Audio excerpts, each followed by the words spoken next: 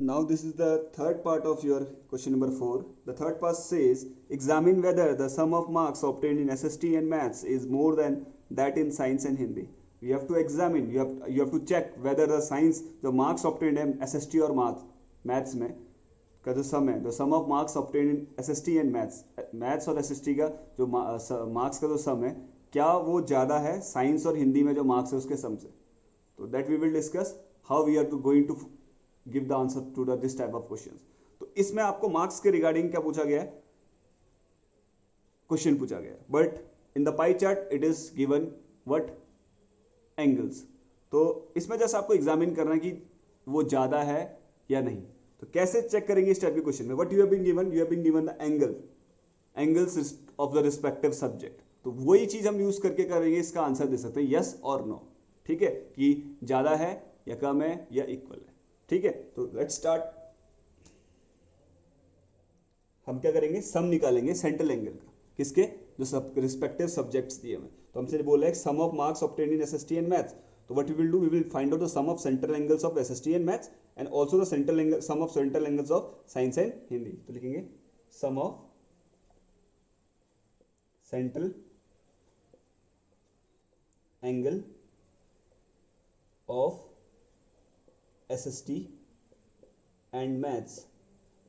SST and maths के जो central angle है उनका सम. तो एसएसटी में कितना है बेटा, 65. What is the central angle in maths, that is 90. So 65 plus 90 gives you what, 65 degree plus 90 degree gives you 155 degree. तो आपका सेंट्रल एंगल निकल कर आया एसएसटी और मैथ्स में जो मार्क्स है उसका कितना निकल कर आया, 55 डिग्री. तो same way we will find out the sum of central angle of what, science और मैथ्स के बीच में, साइंस और हिंदी के सम का कंपैरिजन करना है एसएसटी और मैथ्स के मार्क्स के sum of science and Hindi. Science और हिंदी में जो मार्क्स आए उनका सम निकालना है, उनके सेंट्रल एंगल का सम. तो science is how much, 80 degree and Hindi is how much, 70 degree. Hindi में कितना आ रहा है बेटा आपका, 70 degree.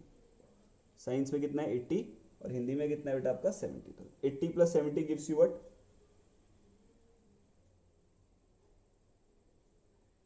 80 plus 70 gives you what, 150 degree. अब बताओ central angle of SST and maths कितना आ रहा है, 155 degree. The central angle of Hindi, science and Hindi gives you what, 150 degree. अब बताओ जो सेंट्रल एंगल होगा वो किसके करस्पॉन्ड, किसके प्रोपोर्शनेट होता है, उनके मार्क्स के. जितना ज़्यादा मार्क्स आएंगे उतना ज़्यादा सेंट्रल एंगल होगा, और जितने कम मार्क्स आएंगे उतना कम क्या होगा, सेंट्रल एंगल. तो सेंट्रल एंगल किस में ज़्यादा आ रहा है बेटा, द सम ऑफ किसके सम के, एसएसटी और मैथ्स के सम में ज़्यादा आ रहा है as compare to science and Hindi में. हैंस सेंट्रल एंगल से हम बता सकते हैं, हैंस सिंस सेंट्रल, ये C A that is central angle. C A का मतलब क्या है, central angle. I will write central angle only. Central sum of central angle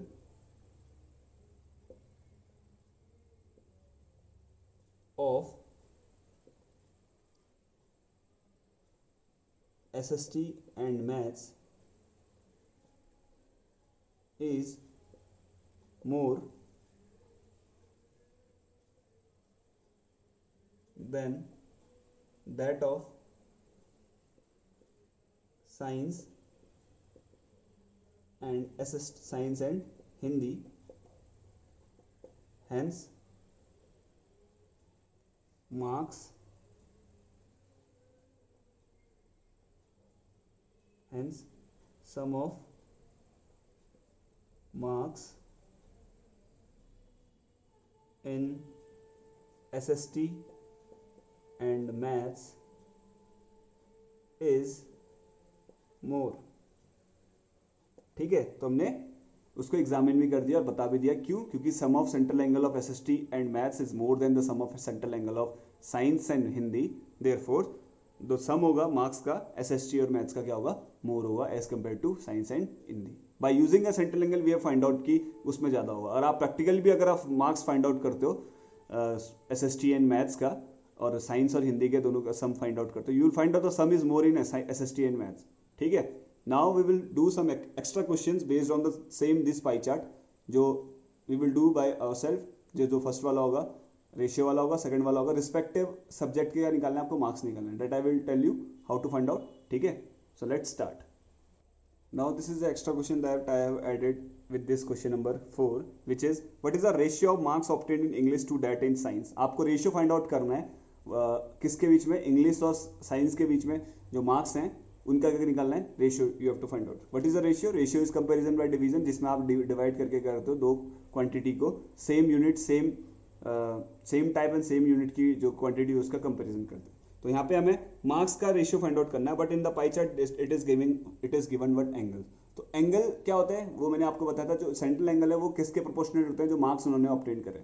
तो अगर हम सेंट्रल एंगल का भी रेशियो फाइंड आउट करेंगे that will be same as the ratio of what marks obtain. तो जो सेंट्रल एंगल है वो कैसे निकला है बेटा, by using sum formula which is proportionate to the marks obtain. तो वो फॉर्मूला हम जब कंस्ट्रक्शन हम करेंगे, constructing pie chart which is based on 2-3 जो क्वेश्चन है इस एक्सरसाइज 5.2 के, that is constructing a pie chart.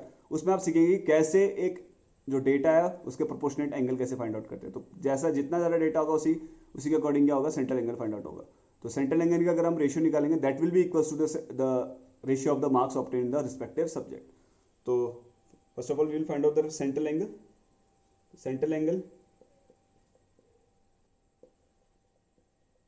Of English का जो सेंट्रल एंगल है that is given how much 55 degree, and central angle of किसका रेशियो फाइंड आउट करने को बोला है, इंग्लिश टू साइंस। तो साइंस आएगा next, central angle of science is how much 80 degree, it is given.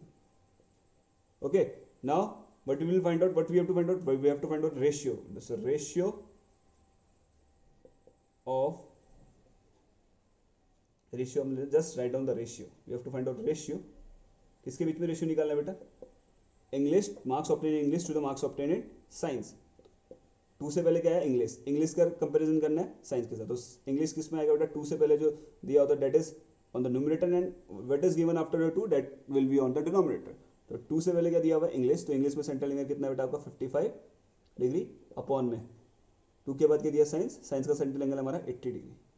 Now what we will do, we will convert this fraction into a simplest form. ये degree अब हम हटा भी सकते हैं, ठीक है, because it will cancel out, ratio has no unit, so therefore we will remove this degree.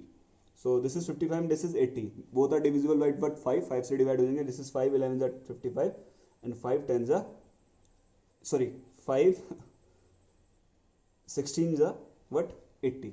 So we are getting 11 upon, this is equals to what 11 upon 16. This is not further converted into simplest form, this is the final form, ठीक है, final simplest form. तो this is equal to what 11 upon 16 which is equal to 11 ratio what 16। तो कैसे आपको find out करना ratio, that you understood. Now we will move to the next part in which we have to find out the angle, we have to find out the respective marks. हर एक subject का respective marks, एक subject में बताऊंगा, तो remaining subject you will find out by yourself as a homework में आप find out करेंगे, ठीक है। तो let's see how this goes.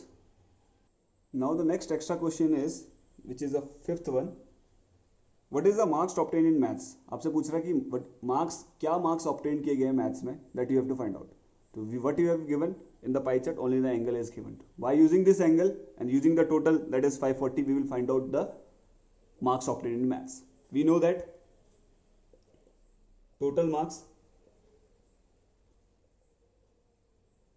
Is represented by 360 degree. Total marks कितने डिग्री से रिप्रेजेंट होता है, 360 डिग्री से रिप्रेजेंट होता है, और वही 360 डिग्री किसके इक्वल है, टोटल मार्क्स 540 के। तो 360 degree is giving you how much 540 marks, ठीक है। तो 360 डिग्री है वो टोटल मार्क्स को रिप्रेजेंट कर रहा है, तो होल सर्कल इज 360 डिग्री, वो टोटल मार्क्स को रिप्रेजेंट कर रहा है, and that total is what 540 marks. तो आपको 1 degree will be equal to what 540 upon में 360। तो 1 डिग्री कितने मार्क्स को रिप्रेजेंट करेगा, 540 अपॉन में 360। यूनिटरी मेथड आपको वो होता है central, I am writing this C A, this means the central angle, C angle that is the central angle of maths. जो सेंट्रल एंगल है मैथ्स का कितना है बेटा 90 degree. How much this is 90 degree.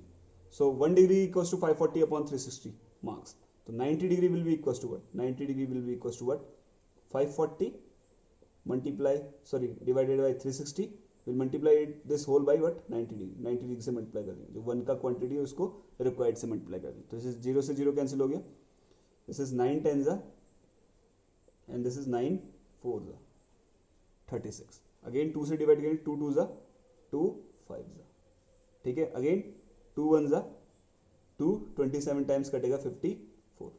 So we are getting marks in maths, that is 5 multiply 35, 5 multiply 7 is 35 and 5 2 ज़ा 10, 10 में 3 add करेंगे what is 13. तो we are getting 135 marks in maths. तो हमें मार्क्स मैथ्स में कितने मार्क्स मिलने बेटा 35. So marks in maths is equals to how much, कितना निकल कर आया 135, ठीक है।